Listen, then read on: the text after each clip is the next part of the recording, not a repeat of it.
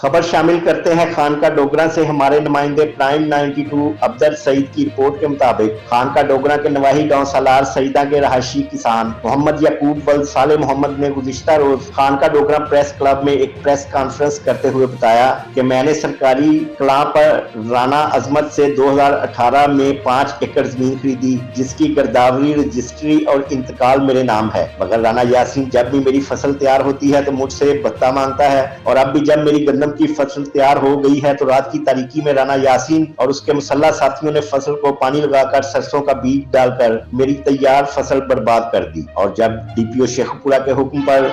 DSP Safdarabad और SHO थाना खानका डोगरा मोहम्मद जमील भट्टी ने मेरी मदद करना चाही, कब्जा ग्रुप के सरगना राना यासीन ने एसएचओ मोहम्मद जमील भट्टी के खिलाफ भी मनफी प्रोपेगेंडा शुरू कर दिया कि एसएचओ इसकी फसल जबरदस्ती किसी और को कटवा कर देना चाहता है, जबकि मैं ही असल मालिक हूं। मोहम्मद याकूब ने जमीन के दस्तावेजात मीडिया को दिखाते हुए कहा कि मैं जहां भी इंक्वायरी के लिए दरखास्त देता है, राना यासीन झूठा होने की वजह से वहां नहीं पहुंचता। मेरा नाकाबिले तलाफी नुकसान हो चुका है और मुझे कत्ल की धमकियां दी जा रही हैं। वज़ीर आला पंजाब, आईजी पंजाब और डीपीओ शेखपुरा से मेरी अपील है कि मेरी जमीन कब्जा ग्रुप से वागजार करवाई जाए।